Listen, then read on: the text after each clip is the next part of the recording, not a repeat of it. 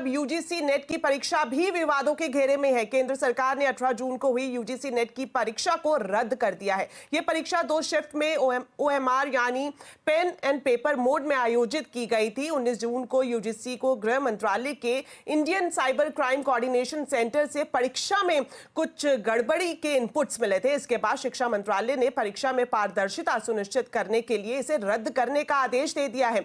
UGC net की परीक्षा को भी नेशनल टेस्टिंग एजेंसी यानी एनटीए ने ही कराया था। यूजीसी नेट की परीक्षा अब नए सिरे से होगी और केंद्र ने जांच के लिए पूरा मामला सीबीआई को सौंप दिया है। शिक्षा मंत्रालय का कहना है कि छात्रों का हित सर्वोपरि है, इसे लेकर कोई समझौता नहीं होगा। साथ ही सरकार किसी भी तरह का एक्शन लेने को भी तैयार है। स्टूडेंट्स का हित हमारे लिए सर्वोपरि है और हम सभी कमिटेड हैं और सभी एजेंसी के साथ हम काम कर रहे हैं और इसीलिए प्रोएक्टिव स्टेप लिया गया है ताकि कोई भी ये क्लेम न कर पाए कि स्टूडेंट्स के हित की किसी भी तरह की कोई कॉम्प्रोमाइज की जा रही है। तो नीट और यूजीसी नेट की परीक्षा को लेकर क्यों छिड़ा है सियासी संग्राम? आज आवाज अड्डा में इसी पर करेंगे बड़ी चर्चा शाम 7:57 पर।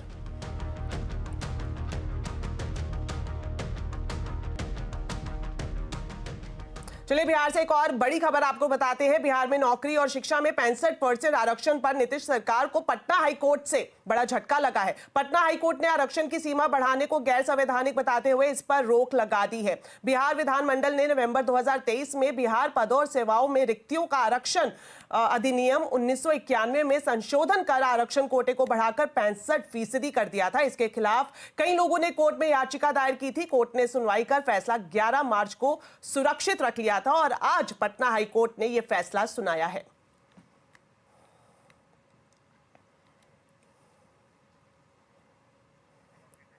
चलिए अब बात करते हैं बाजार की। निफ्टी एक्सपायरी के दिन बाजार बढ़त पर बंद हुए। सेंसेक्स निफ्टी की रिकॉर्ड क्लोजिंग हुई। सेंसेक्स की बात करें तो ये 141 अंक चढ़कर 77,479 और निफ्टी 51 अंक चढ़कर 23,567 पर बंद हुआ। ऑटो फार्मा को छोड़कर सभी सेक्टर इंडेक्स खरीदारी में दिखाई दिए और सबसे ज्यादा तेजी रियलिटी, मेटल और ऑयल एंड गैस में देखने को मिली।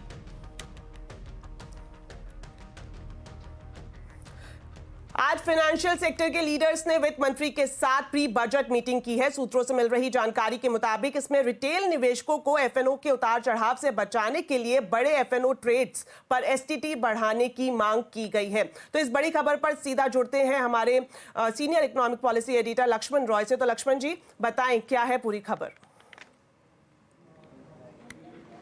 देखिए, दरअसल आज की जो बैठक थी सबकी नज़रें इसी बात पर टिकी थी कि शेयर बाजार के लिए, खासतौर से ट्रेडर के लिए, निवेशकों के लिए क्या कुछ सुझाव आते हैं इस बजट की बैठक के दौरान।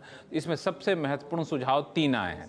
पहली बात एफएनओ ट्रेडर के लिए, जो फ्यूचर एंड ऑप्शन ट्रेडर्स के लिए, जिस पर वित्त मंत्री पहले ही चिंता जता चुकी हैं कि रिटेल निवेशकों की इस सेगमेंट में बढ़ती दिलचस्पी को देखते हुए कैसे उनके हितों की रक्षा की जाए। इस पर एक सुझाव ये आया है कि जो हाई फ्रीक्वेंसी ट्रेडर हैं, यानी ज़्यादा फ्रीक्वेंसी में बार बार बड़ी संख्या में ट्रेड करते हैं फ्यूचर एंड ऑप्शन में, एफएनओ में, जिनका एक दिन का ट्रेड 1000 करोड़ रुपए से भी ज़्यादा हो जाता है, तो वैसे ट्रेडर पर, एचएफटी पर, ट्रेडर पर आप जो भी एफएनओ ट्रेड करते हैं उस पर सिक्योरिटी ट्रांजैक्शन टैक्स यानी एसटीटी बढ़ा दीजिए। यानी बड़ी मात्रा में ट्रेड करने वाले एचएफटी के सिक्योरिटी ट्रांजैक्शन टैक्स बढ़ा दी जाए।